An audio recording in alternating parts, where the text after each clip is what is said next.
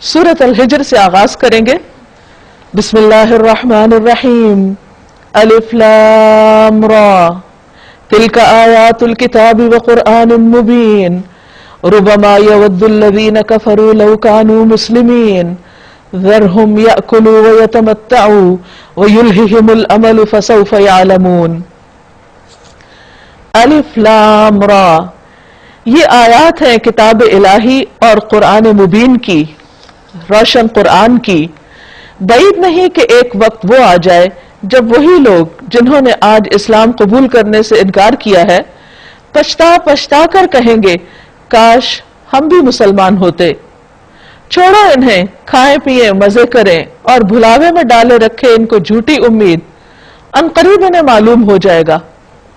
اللہ تعالیٰ نے اس دنیا میں انسان کو ایک امتحان کے لیے پیدا کیا ہے. اللہ نے کائنات میں اپنی پہچان کے لیے مختلف نشانیاں پیدا کی جن کا ذکر آج ہم کثرت کے ساتھ سورۃ الحجر اور النحل میں پڑھیں گے. اس کے علاوہ اللہ تعالیٰ نے پیغمبروں کو بھیجا اور انسان کو اچھے برے کا فرق بتا دیا. جن لوگوں نے اپنی عقل کو استعمال کیا انہوں نے اللہ کی توفیق سے پیغمبروں کا راستہ اختیار کر لیا، سر تسلیم خم کر دیا. لیکن کچھ لوگ شیطان کے بہکاوے میں آ کر انا کا شکار ہو کر ان کی تعلیمات سے منحرف ہو گئے اور انہوں نے سیدھے راستے کی بجائے دوسرا راستہ اختیار کر لیا.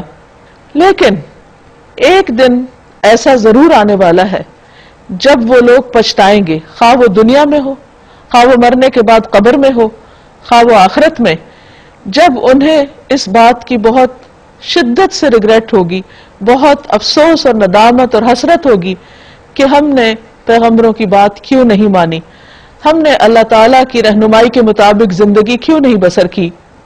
لیکن آج انسان کو کیا چیز اس سے روکتی ہے؟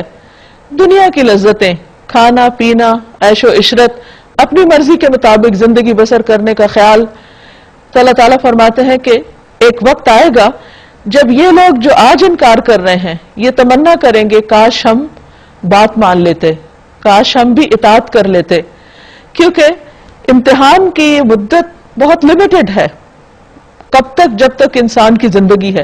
لیکن یہ بھی ہوتا ہے کہ بعض اوقات انسان کی اس زندگی یعنی دنیا کی زندگی میں بھی اللہ کی نافرمانی کا وبال اس کے سامنے آ جاتا ہے اور انسان کو اس وقت شدید ندامت ہوتی کہ کاش میں اس راستے پہ نہ چلتا اور اللہ کی فرما برداری کا طریقہ اختیار کرتا. اسی طرح جب انسان مرنے لگتا ہے تو فرشتے اسی قسم کے آتے ہیں جس طرح کے انسان کے اعمال ہوتے ہیں. پھر قبر میں بھی وہی حال ہوتا ہے جو انسان ڈیزرو کرتا ہے، اور پھر آخرت میں ہمیشہ ہمیشہ کی اللہ تعالیٰ کی ناراضگی مول لینی ہوتی ہے. اور اس وقت جب وہ دیکھے گا انسان کے دوسرے لوگ جنہوں نے اللہ کی اطاعت کی، فرما برداری کی، وہ آج مزے میں ہیں، جنت میں جا رہے ہیں، اللہ تعالیٰ کی رضامندی ان کو حاصل ہے، تو اس وقت وہ کہے گا کاش میں بھی اللہ کی مرضی کے مطابق اپنی زندگی بسر کرتا. پھر فرمایا وَمَا أَهْلَكْنَا مِن قَرْيَةٍ إِلَّا وَلَهَا كِتَابٌ مَعْلُومٌ. ہم نے اس سے پہلے جس بستی کو بھی ہلاک کیا اس کے لیے ایک خاص مہلت عمل لکھی جا چکی تھی، یعنی اس کا بھی ایک مقرر وقت تھا. جیسے ہر انسان کی زندگی کا ایک وقت ہوتا ہے، قوموں کی زندگی کا بھی ایک مقرر لمیٹڈ ٹائم پیریڈ ہوتا ہے اور اس کے بعد اس کو ختم کر دیا جاتا ہے. مَا تَسْبِقُ مِنْ أُمَّةٍ أَجَلَهَا وَمَا يَسْتَأْخِرُونَ. نہ کوئی امت اپنے وقت مقرر سے پہلے ہلاک ہو سکتی ہے اور نہ اس کے بعد چھوٹ سکتی ہے. یہ لوگ کہتے ہیں اے وہ شخص جس پر ذکر نازل ہوا ہے تو یقیناً دیوانہ ہے. اب یہ تو ان کی اپنی دیوانگی تھی جو یہ بات یا یہ الزام نبی صلی اللہ علیہ وسلم کو دے رہے تھے، کیونکہ نبی صلی اللہ علیہ وسلم اپنے اوپر خود نہیں ذکر نازل کر رہے تھے. اور ذکر سے مراد قرآن مجید. قرآن مجید ایک حکمت کی کتاب ہے اور اس میں انسان کی خیر و بھلائی کی باتیں ہیں. لیکن حیرت کی بات ہے کہ وہ لوگ جو عربی زبان کو بھی سمجھتے تھے اور نبی صلی اللہ علیہ وسلم کی پاکیزہ سیرت کو بھی جو نبوت سے پہلے ان کی آنکھوں کے سامنے تھی، اس کے باوجود سب کچھ جانتے سمجھتے بوجھتے وہ آپ کو الزام دیتے کہ جس پہ یہ ذکر نازل ہو رہا ہے وہ دیوانہ ہو گیا ہے، حالانکہ آپ ان کو سیدھے رستے کی طرف بلا رہے تھے. یہ دیوانگی نہیں تھی. پھر کبھی کہتے اگر تو سچا ہے تو ہمارے سامنے فرشتوں کو کیوں نہیں لے کر آ جاتا، فرمایا اللہ تعالیٰ فرماتے ہیں جواب میں آپ کے دفاع میں، ہم فرشتوں کو یوں ہی نہیں اتار دیا کرتے، وہ جب اترتے ہیں تو حق کے ساتھ اترتے ہیں، یعنی ایک مقصد کے ساتھ آتے ہیں، فرشتے ایسے ہی گھومتے پھرتے نہیں، اور پھر لوگوں کو مہلت نہیں دی جاتی، یعنی پھر وہ دن تمہاری زندگی کا آخری دن ہوگا اگر فرشتے آ گئے، یعنی یا تو موت کے لیے آتے ہیں یا پھر عذاب لے کے آتے ہیں قوموں پر۔ رہا یہ ذکر انا نحن نزلنا الذکر وانا له لحافظون، اس کو ہم نے نازل کیا ہے اور ہم خود اس کے نگہبان ہیں، یعنی یہ کسی نے گھڑا نہیں، کسی نے بنایا نہیں، کسی نے خود نہیں لکھا، یہ ہم نے اتارا ہے اور ہم اس کی حفاظت بھی کریں گے۔ یہ ذکر ختم نہیں ہو جائے گا، یہ اب قیامت تک کے لیے اللہ نے اس کی حفاظت کا ذمہ لے لیا ہے، تمہارے مٹائے سے یہ مٹ نہیں سکے گا، تمہارے دبانے سے یہ دب نہیں سکے گا، اور تمہیں اس میں کسی قسم کی تبدیلی کا بھی موقع نہیں دیا جائے گا۔ اے محمد صلی اللہ علیہ وسلم، ہم نے آپ سے پہلے بھی بہت سی گزری ہوئی قوموں میں رسول بھیجے ہیں، کبھی ایسا نہیں ہوا کہ ان کے پاس کوئی رسول آیا ہو اور انہوں نے اس کا مذاق نہ اڑایا ہو۔ مجرمین کے دلوں میں تو ہم اس ذکر کو اسی طرح صلاح کی مانند گزارتے ہیں، وہ اس پر ایمان نہیں لایا کرتے، یعنی مجرمین یا منکرین جب اس ذکر کو سنتے ہیں اور انکار کرنے کی نیت سے سنتے ہیں تو وہ ان کے دلوں میں سلائی کی طرح چبھ جاتا ہے، یعنی نہ تو وہ اس کو قبول کر پاتے ہیں اور نہ ہی وہ اس کا انکار کر پاتے ہیں۔ قدیم زمانے سے اس قماش کے لوگوں کا یہی طریقہ چلا آ رہا ہے، اگر ہم ان پر آسمان کا کوئی دروازہ کھول دیتے اور وہ دن دہاڑے اس میں چڑھتے بھی اور چڑھ جاتے، تب بھی وہ یہ کہتے کہ ہماری آنکھوں کو دھوکا ہو رہا ہے، یعنی جنہوں نے نہیں ماننا وہ اوپر جا کے بھی نہیں مانیں گے، وہ کیا کہیں گے بلکہ ہم پر جادو کر دیا گیا ہے، یعنی نہ کوئی حصی معجزہ مانتے ہیں اور نہ ہی کوئی اللہ تعالیٰ کی طرف سے آئی ہوئی آیت اور کوئی دلیل اس کو مانتے ہیں، کیونکہ وہ ماننا چاہتے ہی نہیں۔ یہ ہماری کار فرمائی ہے کہ آسمان میں ہم نے بہت سے مضبوط قلعے بنائے، ان کو دیکھنے والوں کے لیے مزین کیا، یعنی ہر خطے میں کوئی نہ کوئی روشن ستارہ سیارہ ہے اور اس طرح کائنات کا ہر حصہ جگمگا رہا ہے، اور اس کے علاوہ ان ستاروں کو ہم نے ہر شیطان مردود سے ان کو محفوظ کر دیا، یعنی ان کو مار بھگانے کا ذریعہ بھی بنایا، کوئی شیطان ان میں راہ نہیں پا سکتا الا یہ کہ کچھ سن گن لے لے، یعنی وہی نازل ہوتے وقت اللہ سبحانہ وتعالیٰ نے ہر طرف پیرا بندی کر دی تھی، ورنہ اس سے پہلے یہ آسمان پہ جایا کرتے تھے مختلف شیاطین وغیرہ اور جا کے یہ جنات مختلف باتیں سنتے تھے فرشتوں کی اور آ کے پھر کاہنوں کو بتاتے۔ تو اب کیا ہوتا، اب اگر کوئی سننے کی کوشش کرتا فَأَتْبَعَهُ شِهَابٌ مُبِينٌ، تو ایک شعلہ روشن اس کا پیچھا کرتا اور اس کو جلا ڈالتا، یعنی وحی کے اندر کسی قسم کی کوئی ملاوٹ یا کسی قسم کی کوئی بھی قبل از وقت انفارمیشن کسی اور کے پاس نہیں جاتی تھی۔ اللہ تعالیٰ نے انتہائی محفوظ طریقے سے جبریل امین کے ذریعے نبی صلی اللہ علیہ وسلم کے قلب مبارک تک اس کو پہنچایا پوری حفاظت کے ساتھ۔ اس سے بھی پتہ چلتا ہے کہ قرآن پاک کا کتنا اہتمام اللہ سبحانہ وتعالیٰ نے کیا کہ بندوں کی ہدایت کے لیے پیور، خالص اور بہترین چیز پہنچے جو واقعی ان کو فائدہ دے۔ وَالْأَرْضَ مَدَدْنَاهَا وَأَلْقَيْنَا فِيهَا رَوَاسِيَ، ہم نے زمین کو پھیلایا، اس میں پہاڑ جمائے، یعنی دیکھو کائنات کی نشانیوں کو، اس میں ہر طرح کی نباتات ٹھیک ٹھیک نپی تلی مقدار کے ساتھ اگائی، اور اس میں معیشت کے اسباب فراہم کیے تمہارے لیے بھی اور ان بہت سی مخلوقات کے لیے بھی جن کے رازق تم نہیں ہو۔ وَإِن مِّن شَيْءٍ إِلَّا عِندَنَا خَزَائِنُهُ، کوئی چیز ایسی نہیں جس کے خزانے ہمارے پاس نہ ہوں، اور جس چیز کو بھی ہم نازل کرتے ہیں ایک مقرر مقدار میں نازل کرتے ہیں، یعنی اللہ سبحانہ وتعالی سارے خزانوں کا مالک ہے، لیکن انسانوں کی مرضی کے مطابق وہ سب چیزیں دی کیوں نہیں جاتی، کیونکہ ہر چیز کا ایک اندازہ، ایک مقدار ہے، اور اللہ تعالیٰ نے اعتدال پر، عدل پر، ایک میزان کے مطابق اس کائنات کو پیدا کیا اور زمین میں بھی ایک میزان رکھ دی ہے۔ وَأَرْسَلْنَا الرِّيَاحَ لَوَاقِحَ، بارآور ہواؤں کو ہم ہی بھیجتے ہیں، یعنی ونڈ پولینیشن کے لیے اللہ سبحانہ وتعالیٰ خاص موسموں میں ہواؤں کو چلاتے ہیں جو بیجوں کو ایک جگہ سے اڑا کے دوسری جگہ پہنچا دیتی ہیں، پھر آسمان سے پانی برساتے ہیں ان کو اگانے کے لیے، اور اس پانی سے تمہیں سیراب کرتے ہیں، یعنی وہ صرف پودوں کے لیے نہیں بلکہ انسانوں کے لیے بھی سیرابی کا باعث ہوتا ہے۔ اس دولت کے خزانہ دار تم نہیں ہو، وما انتم لہ بخازنین، یعنی انسان اگر چاہے کہ اس کو سمیٹ کے اپنے لیے رکھ لے اور اس میں کسی قسم کی کمی نہ ہو تو انسان ایسا کر نہیں سکتا۔ یہ سارے خزانے اللہ سبحانہ وتعالیٰ نے کہیں گلیشیئرز کی شکل میں اور کہیں زمین کے اندر سٹریمز کی شکل میں، زمین کی تہوں میں انسان کے لیے پانی سٹور کر رکھا ہے۔ انسان کا اس میں کچھ بھی ہاتھ نہیں، اس کی اس میں کوئی کوشش نہیں، اور نہ ہی وہ اس کا مالک ہے۔ وَإِنَّا لَنَحْنُ نُحْيِي وَنُمِيتُ وَنَحْنُ الْوَارِثُونَ، زندگی اور موت ہم دیتے ہیں اور ہم ہی سب کے وارث ہونے والے ہیں۔ یعنی جس طرح باقی چیزوں کے ہم مالک ہیں، سارے خزانوں کے، اسی طرح انسانوں کی زندگی کے مالک بھی ہم ہیں۔ کوئی اپنی مرضی سے نہ آیا ہے اور نہ اپنی مرضی سے یہاں ہمیشہ کے لیے رہے گا، اس کو ایک وقت مقرر کے ساتھ جب اس کا وقت پورا ہو جائے گا تو اسے یہاں سے جانا ہوگا۔ پہلے جو لوگ تم میں سے ہو گزرے ہیں ان کو بھی ہم نے دیکھ رکھا ہے، اور بعد کے آنے والے بھی ہماری نگاہ میں ہیں۔ یقیناً تمہارا رب ان سب کو اکٹھا کرے گا، وہ حکیم بھی ہے اور علیم بھی۔ وَلَقَدْ خَلَقْنَا الْإِنسَانَ مِنْ صَلْصَالٍ مِّنْ حَمَإٍ مَّسْنُونٍ، ہم نے انسان کو سڑی ہوئی مٹی کے سوکھے گارے سے بنایا۔ یعنی انسان کی تخلیق کے مراحل کا ذکر ہے، اور اس سے پہلے جنوں کو ہم آگ کی لپٹ سے پیدا کر چکے تھے، یعنی جن انسان سے پہلے پیدا ہوئے۔ پھر یاد کرو اس موقع کو جب تمہارے رب نے فرشتوں سے کہا کہ میں سڑی ہوئی مٹی کے سوکھے گارے سے ایک بشر پیدا کر رہا ہوں، یعنی انسان آدم علیہ السلام کی طرف اشارہ ہے۔ جب میں اسے پورا بنا چکوں اور اس میں اپنی روح سے کچھ پھونک دوں تو تم سب اس کے آگے سجدے میں گر جانا۔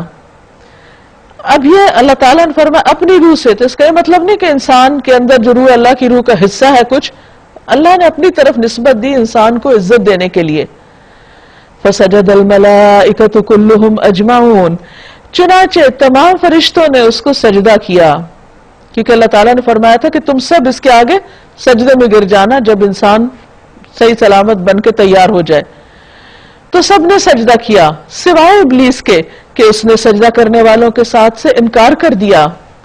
اب دیکھیے کہ انسان کی اہمیت یہاں بتائی جا رہی ہے کہ اللہ سبحانہ وتعالیٰ نے کس طرح اس کو تخلیق کیا، کس طرح اس کے اندر روح پھونکی، اور اس روح کی وجہ سے اس کو عقل، سمجھ، شعور اور یہ تمام نعمتیں عطا کی، اور پھر فرشتوں سے سجدہ کروایا۔ اور انسان ہے کہ عقل پا کے دنیا میں جب آتا ہے تو اپنے رب ہی کو پہچاننے سے انکار کر دیتا ہے یا اسی کو نہیں جان پاتا، کس قدر بڑی محرومی ہے۔ اور یہ کیوں ہوتا ہے؟ کیونکہ شیطان اس کا دشمن جو ہے پہلے دن سے جس نے یہ قرار باندھا تھا کہ میں انسان کو لازمی طور پر گمراہ کر کے رہوں گا، تو اس نے انسان کو سجدہ نہیں کیا، وہ ضد میں آ گیا، مقابلے پہ آ گیا۔ رب نے پوچھا اے ابلیس تجھے کیا ہوا کہ تو نے سجدہ کرنے والوں کا ساتھ نہ دیا؟ اس نے کہا میرا یہ کام نہیں کہ میں اس بشر کو سجدہ کروں جسے تو نے سڑی ہوئی مٹی کے سوکھے گارے سے پیدا کیا۔ رب نے فرمایا اچھا تو یہاں سے نکل جا کیونکہ تو مردود ہے، اور اب روز جزا تک تجھ پر لعنت ہے، یعنی قیامت تک تو ملعون رہے گا، اللہ کی رحمت سے دور، کیونکہ تو نے اللہ کی بات نہیں مانی۔ اس نے عرض کیا میرے رب یہ بات ہے تو پھر مجھے اس روز تک کے لیے مہلت دے دے، یعنی مجھے زندگی دے دے جب کہ سب انسان دوبارہ اٹھائے جائیں گے، یعنی اس دن تک میں اپنا کام کر سکوں۔ فرمایا اچھا تجھے مہلت ہے اس دن تک جس کا وقت ہمیں معلوم ہے، اللہ نے یہ وقت کسی کو بھی نہیں بتایا۔ وہ بولا میرے رب جیسا تو نے مجھے بہکایا، اب اللہ تعالیٰ کو نعوذ باللہ الزام دے رہا۔ اب یہ دیکھیے ایک طرف کہتا ہے میرا رب، جانتا ہے رب کو اور گفتگو بھی کر رہا ہے، اور دوسری طرف نافرمانی بھی ہے۔ تو اصل چیز جو مخلوق سے اللہ تعالیٰ کو مطلوب ہے وہ اطاعت ہے، فرما برداری ہے، ورنہ محض اللہ تعالیٰ کی ذات کو مان لینا یا یہ کہنا کہ ہاں اللہ موجود ہے تو یہ کافی نہیں، کیونکہ یہ تو ابلیس بھی مانتا تھا، لیکن ابلیس نے اللہ کی بات نہیں مانی۔ تو کوئی بھی انسان جو اللہ کی بات نہیں مانتا وہ ابلیس کے راستے پہ پھر چلتا ہے۔ کہنے لگا میرے رب جیسا تو نے مجھے بہکایا اسی طرح اب میں زمین میں ان کے لیے دل فریبیاں پیدا کر کے ان سب کو بہکا دوں گا، یعنی ان سے میں انتقام لوں گا۔ حالانکہ اللہ سبحانہ وتعالیٰ نے اس کو بہکایا نہیں تھا، اس کو ایک حکم پر عمل کرنے کے لیے کہا تھا. سوائے تیرے ان بندوں کے جنہیں تو نے ان میں سے خالص کر لیا ہو، اخلاص والے. نبی صلی اللہ علیہ وسلم نے فرمایا 3 باتیں ایسی ہیں جن کے بارے میں مسلمان کا دل خیانت نہیں کرتا. نمبر 1 عمل کا اللہ کے لیے خالص ہونا. نمبر 2 مسلمانوں کے ائمہ کے لیے خیرخواہی. اور نمبر 3 ان کی جماعت کے ساتھ رہنا، یعنی تفرقہ بازی یا فرقہ واریت سے پرہیز کرنا.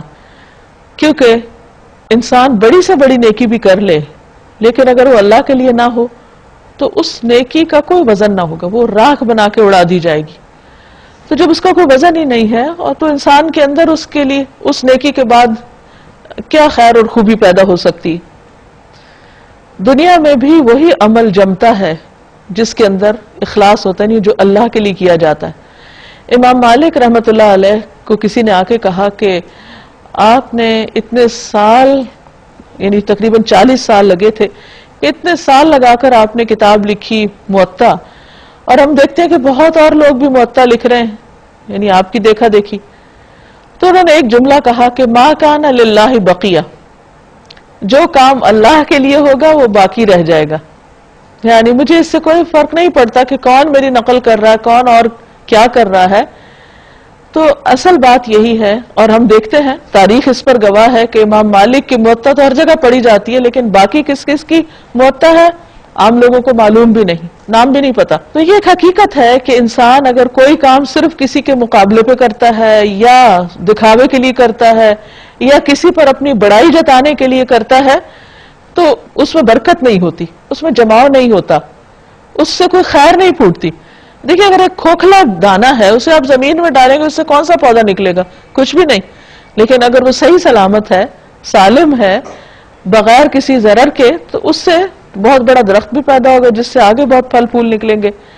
تو یہی حال اخلاص کا ہے. جس بندے کے اندر اخلاص ہوتا ہے وہ انتہائی مضبوط کردار کا مالک ہوتا ہے. شیطان اس کو کانکر نہیں کر سکتا، وہ شیطان کے لیے بہت مشکل چیز ہوتا ہے. قال هذا صراط علی مستقیم، اللہ تعالیٰ نے فرمایا یہ راستہ ہے جو سیدھا مجھ تک پہنچتا ہے. یعنی ٹھیک ہے تم اپنے کام کرو، لیکن یہ سیدھا راستہ بھی موجود ہے جس پر میرے مخلص بندے چلیں گے. ان عبادی لیس لک علیہم سلطان الا من اتبعک من الغاوین، بے شک جو میرے حقیقی بندے ہیں، سچے بندے ہیں، جو واقعی میرے لیے سارے کام کرتے ہیں، ان پر تیرا بس نہ چلے گا. جیسے حضرت عمر کے بارے میں آتا ہے کہ شیطان اس رستے سے بھاگ جاتا تھا جس طرف عمر جاتے تھے. تیرا بس تو صرف ان بہکے ہوئے لوگوں ہی پر چلے گا جو تیری پیروی کریں گے، تیرے پیچھے آئیں گے، اور ان سب کے لیے جہنم کی وعید ہے. کیا ہے جہنم؟ لہا 7 ابواب، اس کے 7 دروازے ہیں، 7 دروازے. لکل باب منہم جزء مقسوم، ہر دروازے کے لیے ان میں سے ایک حصہ مخصوص کر دیا گیا ہے. یعنی اللہ تعالیٰ کو معلوم ہے کہ کون کس دروازے سے کس لیول پر جہنم کے پہنچے، کیونکہ جہنم کے طبقات بھی، سب سے نچلا طبقہ جو ہے وہ منافقین کے لیے، تو obviously پھر وہ ایک خاص دروازے سے وہاں پر پھینکے جائیں گے کہ نیچے جا پہنچے.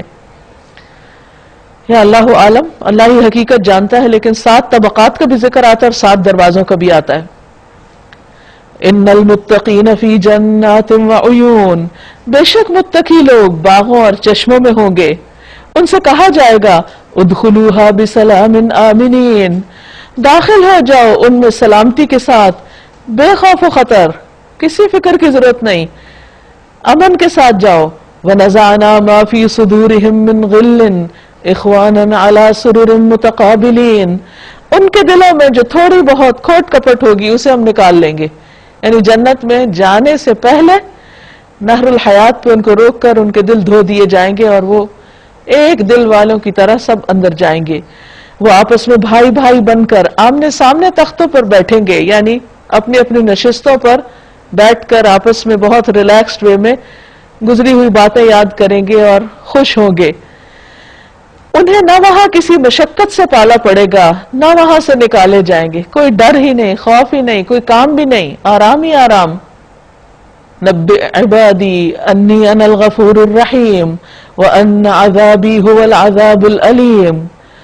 اے نبی صلی اللہ علیہ وسلم، میرے بندوں کو خبر دے دو کہ میں بہت درگزر کرنے والا اور رحیم ہوں، مگر اس کے ساتھ میرا عذاب بھی نہایت دردناک عذاب ہے، یعنی میں رحم بھی کرتا ہوں اور سزا بھی دیتا ہوں۔ یہ رحم کس کے لیے، سزا کس کے لیے؟ ظاہر ہے جیسے جس کے عمل وہ اسی جگہ پہنچے گا اور وہی پائے گا جس کے لیے وہ کوشش کرے گا۔ وَنَبِّئْهُمْ عَنْ ضَيْفِ إِبْرَاهِيمَ، اور انہیں ذرا ابراہیم علیہ السلام کے مہمانوں کا قصہ سناؤ، یعنی جو فرشتے آئے تھے آپ کے پاس خوشخبری دینے کے لیے۔ اِذْ دَخَلُوا عَلَيْهِ فَقَالُوا سَلَامًا، جب وہ آپ پہ داخل ہوئے تو بولے سلام ہو تم پر، یعنی فرشتوں نے آ کر ان کو سلام کیا۔ اور یہی ایک بہترین طریقہ ہے کہ ایک مومن جب دوسرے سے ملے تو سلامتی کی دعا دے اس کو۔ قال انا منکم وجلون، اس نے کہا ہمیں تم سے ڈر لگتا ہے، کیونکہ وہ کھانا نہیں کھا رہے تھے۔ قالوا لا توجل، فرشتے بولے مت ڈرو، انا نبشرک بغلام علیم، ہم تمہیں ایک بڑے عقل مند لڑکے کی، ایک علم والے بچے کی خوشخبری دیں گے۔ یعنی اسحاق علیہ السلام کی ولادت کی خوشخبری تھی، اور ساتھ ہی کہا وہ صاحب علم ہوگا، یعنی صرف بیٹا نہیں بلکہ علم والا بیٹا ہوگا۔ ابراہیم علیہ السلام نے کہا کیا تم اس بڑھاپے میں مجھے اولاد کی خوشخبری دیتے ہو؟ کیونکہ اس وقت ان کی عمر 100 سال تھی اور ان کی وائف 90 ایئرز کی تھی۔ قالوا بشرناک بالحق، انہوں نے جواب دیا ہم تمہیں برحق بشارت دے رہے ہیں، بالکل سچی بات کر رہے ہیں۔ فلا تکن من القانتین، تم مایوس ہونے والوں میں سے نہ ہو۔ ابراہیم علیہ السلام نے کہا وَمَن يَقْنَطُ مِن رَحْمَةِ رَبِّهِ إِلَّا الضَّالُّونَ، اپنے رب کی رحمت سے مایوس تو گمراہ لوگ ہی ہوا کرتے ہیں۔ مایوسی کفر ہے، مایوسی شیطان کا ایک ہتھیار ہے کہ انسان کو ایسے ڈپریشن میں مبتلا کر دے، اس سے زندگی کی خوشی چھین لے، اس کے اندر سے ساری طاقت لے جائے، ہوپ لے جائے، تاکہ انسان کچھ کرنے کے قابل نہ رہے اور وہ غم ہی میں گھٹتا اور اپنے آپ کو کھاتا رہے۔ تو ابراہیم علیہ السلام اتنے سالوں تک بھی پر امید تھے، کیونکہ خاص طور پر جب اسماعیل علیہ السلام پیدا ہو گئے تو حضرت سارہ کی بہت خواہش تھی کہ اللہ تعالیٰ ان کو بھی اولاد دے۔ تو بہرحال پھر ابراہیم علیہ السلام نے پوچھا اے بھیجے ہوئے، اے فرشتوں، وہ مہم کیا ہے جس پر تم تشریف لائے ہو؟ یعنی کس طرح آنا ہوا؟ کیا صرف خوشخبری یا کچھ اور بھی؟ قالوا انا ارسلنا الى قوم مجرمین، وہ بولے ہم ایک مجرم قوم کی طرف بھیجے گئے ہیں، یعنی قوم لوط کی طرف۔ الا آل لوط، صرف لوط کے گھر والے اس سے مستثنا ہیں۔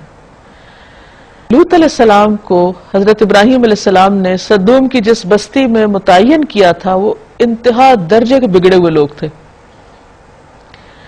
کئی سال تک لوط علیہ السلام نے تبلیغ کی، سوائے ان کی اپنی 2 بیٹیوں کے کوئی بھی مسلمان نہیں ہوا، حتیٰ کہ ان کی اپنی بیوی نے بھی ان کا ساتھ نہیں دیا۔ وہ اس قوم سے نہیں تھے، باہر سے گئے تھے ان کو سمجھانے کے لیے، سکھانے کے لیے، لیکن کوئی مان کے نہیں دیا۔ مگر اس کے باوجود انہوں نے ہمت نہیں ہاری، آخر دم تک کوشش کرتے رہے۔ اور وہ قوم ایک طرف سخت اخلاقی برائی میں مبتلا تھی کہ وہ ہم جنس پرست تھے، دوسری طرف وہ چور اور ڈاکو قسم کے لوگ تھے، راہ گزر لوگوں کے ساتھ بہت زیادتیاں کرتے، ان کو مارتے پیٹتے، ان کا سامان لوٹ لیتے، کسی مسافر کو کھانا تک نہ دیتے، اور ہر قسم کی خرابیاں ان کے اندر تھیں۔ لیکن پھر بھی ان کو مہلت دی گئی کہ شاید سنبھل جائیں، لیکن اب ان کی مہلت ختم ہو رہی تھی۔ تو جیسے انسانوں کی موت آتی ہے ایسے ہی قوموں کی بھی موت آ جاتی ہے، تب ان کا فال تھا، سوائے اس کی بیوی کے جس کے لیے اللہ فرماتا ہے کہ ہم نے مقدر کر دیا کہ وہ پیچھے رہ جانے والوں میں شامل رہے گی۔ کہتے ہیں کہ ابتدا میں تو وہ ان کے ساتھ نکلی تھی، لیکن اللہ تعالیٰ نے منع کیا تھا کہ جب قوم پہ عذاب ہے تو پیچھے مڑ کے کوئی نہ دیکھے۔ تو لوط علیہ السلام اور ان کی 2 بیٹیوں نے تو نہیں دیکھا، لیکن بیوی کی چونکہ دلچسپیاں ہمدردیاں قوم والوں کے ساتھ تھی، تو جو ہی ایک چیخ کی آواز آئی تو انہوں نے فوراً پیچھے پلٹ کے دیکھا اور کہنے لگی واہ قوماہ، ہائے میری قوم۔ تو اس پر بھی آ کے ایک پتھر لگا اور وہ بھی وہیں ڈھیر ہو گئی، ساتھ نہ جا سکی۔ پھر جب یہ فرشتے لوط علیہ السلام کے ہاں پہنچے تو اس نے کہا آپ لوگ اجنبی معلوم ہوتے ہیں، یعنی یہاں کیسے آ گئے ہیں؟ کیونکہ اس بستی میں تو کسی کا آنا بھی بڑا مشکل کام تھا۔ انہوں نے جواب دیا نہیں، بلکہ ہم وہی چیز لے کر آئے ہیں جس کے آنے میں یہ لوگ شک کر رہے ہیں۔ ہم تم سے سچ کہتے ہیں کہ ہم حق کے ساتھ تمہارے پاس آئے ہیں، لہذا اب تم کچھ رات رہے اپنے گھر والوں کو لے کر نکل جاؤ اور خود ان کے پیچھے پیچھے چلو، یعنی دوسروں کو آگے کر لو، بیٹیوں کو آگے کر لو، خود پیچھے چلو، تم میں سے کوئی پلٹ کر نہ دیکھے، بس سیدھے چلے جاؤ جدھر جانے کا تمہیں حکم دیا جا رہا ہے۔ کہتے شام کی طرف جانے کا حکم ملا تھا، اور اسے ہم نے اپنا یہ فیصلہ پہنچا دیا کہ صبح ہوتے ہی ان لوگوں کی جڑ کاٹ دی جائے گی، ان میں سے کوئی بھی نہیں بچے گا، ہر چیز سمیت تباہ ہو جائیں گے۔ اب صبح ہونے تک کیا منظر تھا وہاں؟ اتنے میں شہر کے لوگ خوشی کے مارے بےتاب ہو کر لوط علیہ السلام کے گھر چڑھ آئے۔ خوش کس بات پہ تھے کہ کچھ مرد آئے ہیں وہاں، یعنی فرشتے جو تھے مردوں کی شکل میں تھے۔ لوط علیہ السلام نے کہا بھائیو یہ میرے مہمان ہیں، میری فضیحت نہ کرو، اللہ سے ڈرو، مجھے رسوا نہ کرو۔ وہ بولے کیا ہم بارہا تمہیں منع نہیں کر چکے کہ دنیا بھر کے ٹھیکیدار نہ بنو؟ لوط علیہ السلام نے عاجز ہو کر کہا اگر تمہیں کچھ کرنا ہی ہے تو یہ میری بیٹیاں موجود ہیں۔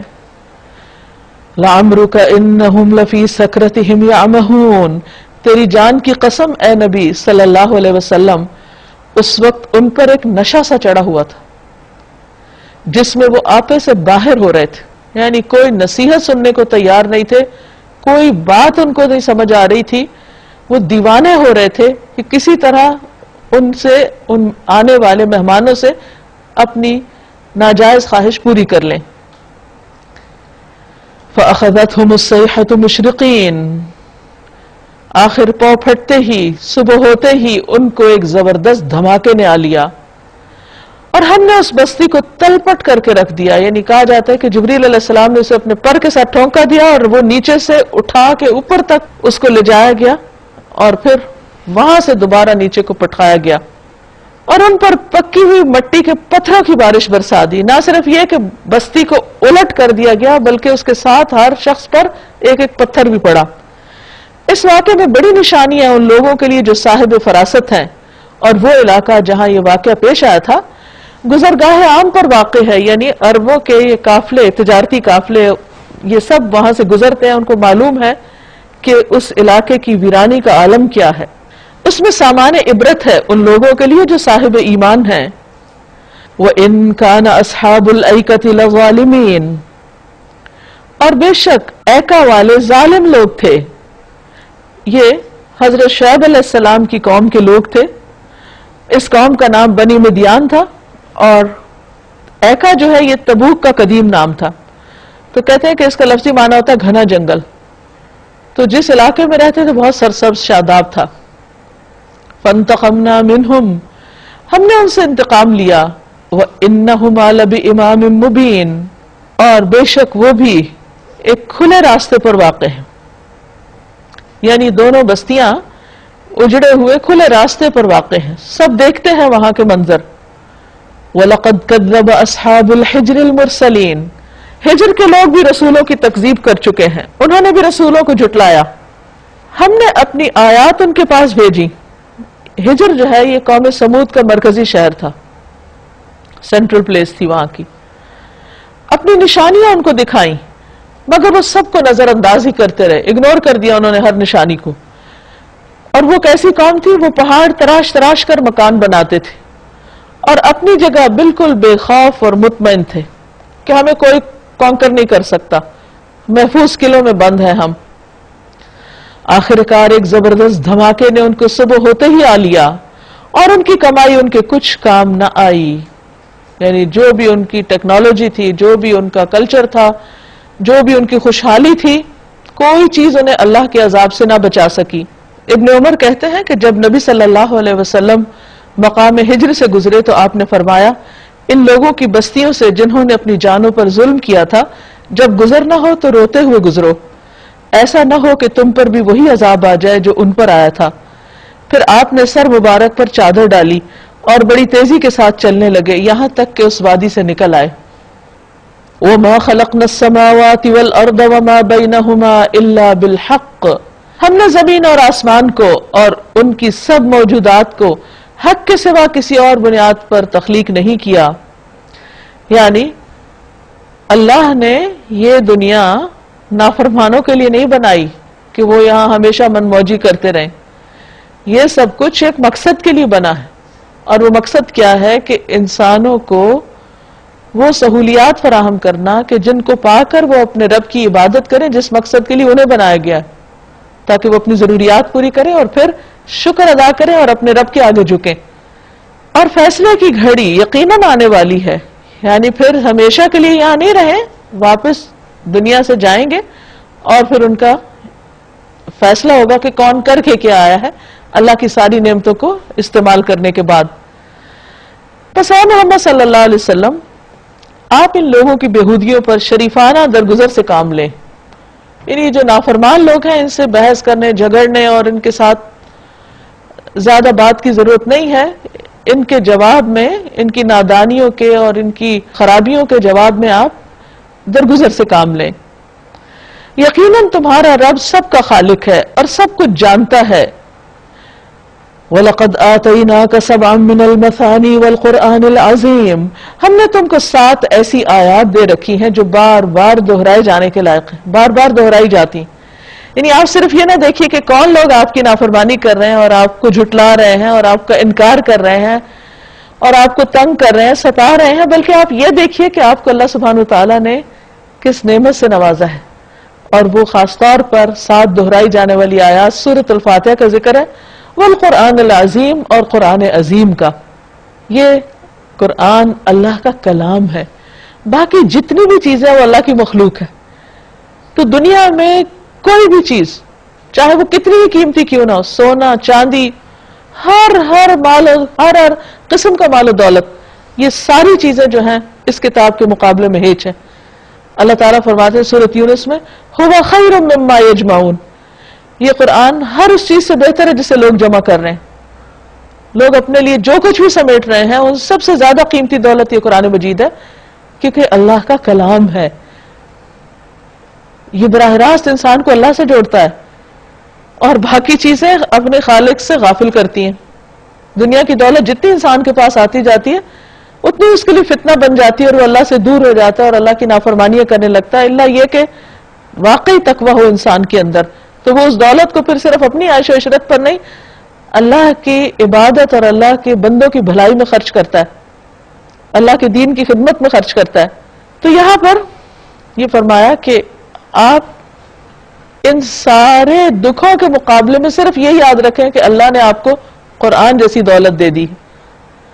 تو اسی طرح ہم سب کو بھی سوچنا چاہیے کہ زندگی میں اگر کچھ محرومیاں ہیں، کچھ کمیاں ہیں، کچھ چیزیں ایسی ہیں جو ہم چاہتے ہیں کہ ہمارے پاس ہوں اور وہ نہیں ہیں، تو بھی ان میں سے کوئی چیز ایسی نہیں جس پر غم کیا جائے یا جس کی بنا پر انسان اپنے آپ کو اذیت دیتا رہے اور دکھ میں اور غم میں اور تکلیف میں مبتلا رہے اور حسرتیں اس کے دل میں ہوں کہ میرے پاس فلاں چیز کیوں نہیں، اگر اس کے پاس قرآن مجید کی دولت ہے، کیونکہ یہ سب سے بڑی دولت.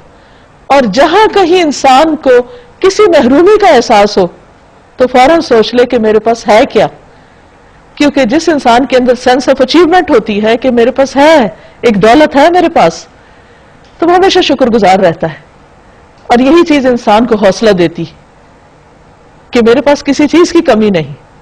ورنہ دنیا کی دولت تو جتنی بھی ہو اس کا حال یہ ہے کہ وہ حدیث میں آتا ہے کہ بندے کو اگر ایک سونے کی وادی مل جائے تو وہ دوسری کی خواہش کرے گا، اس کی خواہش کبھی ختم نہیں ہوگی. تو اس لیے اگر وہ خواہشات پوری نہیں ہوتی اور ہماری مرضی کے مطابق وہ مطلوبہ دنیا نہیں ملتی تو اس پہ غم کرنے کی ضرورت نہیں. انسان اللہ کی کتاب کی دولت حاصل کرنے کی کوشش کرے. لا تمدن عینیک الی ما متعنا به ازواجا منهم ولا تحزن علیہم واخفض جناحک للمؤمنین. تم اس متاع دنیا کی طرف آنکھ اٹھا کر بھی نہ دیکھو جو ہم نے ان میں سے مختلف قسم کے لوگوں کو دے رکھی ہے. یعنی اگر کبھی یہ خیال بھی آئے کہ تم دنیا کے معاملے میں ان سے پیچھے ہو تو سوچنے کی بھی ضرورت نہیں، کیونکہ جو دولت آپ کو ملی ہے وہ کہیں زیادہ بہتر ہے. اور نہ ان کے حال پر اپنا دل کڑھاؤ کہ یہ مانتے کیوں نہیں. انہیں چھوڑ کر ایمان لانے والوں کی طرف جھکو. یعنی قرآن کے بعد وہ لوگ قیمتی ہیں جو ایمان والے ہیں یا جن کی زندگی میں ایک مقصد ہے، جو اس کتاب سے محبت رکھتے ہیں، جو اس پر ایمان رکھتے ہیں. تو آپ ان کے لیے بحیثیت لیڈر کے آپ ان کے لیے نرمی اختیار کیجئے، ان پر شفقت کیجئے، ان کے ساتھ خیر خواہی برتیے. اور یہی ہم نبی صلی اللہ علیہ وسلم کی زندگی میں دیکھتے ہیں کہ واقعی آپ اہل ایمان کے لیے بہت ہی نرم دل تھے. باقی لوگ تو اپنی جگہ، حتیٰ کہ اگر کوئی ایک معمولی عورت بھی جو ناسمجھ ہو وہ بھی آپ سے کوئی بات کرتی تو اس کی بات بھی بہت توجہ سے سنتے تھے. جیسے کہ ایک روایت میں آتا ہے، انس رضی اللہ عنہ سے روایت ہے کہ ایک عورت جس کی عقل میں کچھ فطور تھا وہ عرض کرنے لگی، اے اللہ کے رسول صلی اللہ علیہ وسلم، مجھ سے ایک کام ہے، یعنی مجھے آپ سے ایک کام ہے.